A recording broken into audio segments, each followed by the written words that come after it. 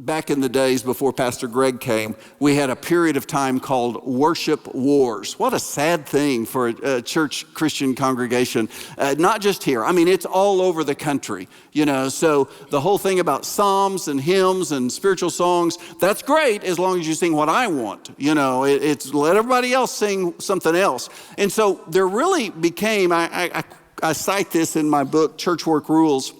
There was a deacons meeting where it came to an head and a resolution was put forth before the deacons.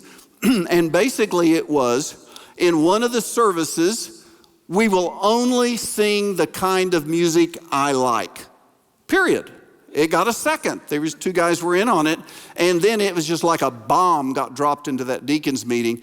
If I remember right, Malcolm Morris actually talked to me about calling paramedics because some of our older deacons were like getting palpitations. You know, it was really an emotional thing. Are we really going to vote as a deacon body that our worship service is going to be mandated to only sing one kind of music? Well, I remember Ernie Wales got up, sweet, dear saint of God. Our relationship goes back to the downtown, when the church was located downtown only. Ernie got up and he said, gentlemen, he said, God didn't make one kind of bird. He made lots of kind of birds. He didn't make one kind of flower. You got roses. You got daisies. You got orchids. God loves unity, but he also celebrates diversity. And he said, to say that you're going to have a worship service that only has your kind of music disregards what Paul said to the Corinthians in 1 Corinthians 12, 13, and 14. We're all part of one body, but we're not all ears. We're not all hands. We're not all feet. We have different expressions of that body for different purposes, and one should not look down on the other.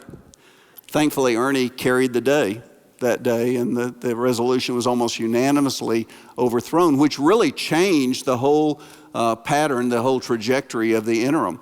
I'm not, you can go in and extrapolate that however you will, but unity is not uniformity. We don't all have to look the same way, act the same way.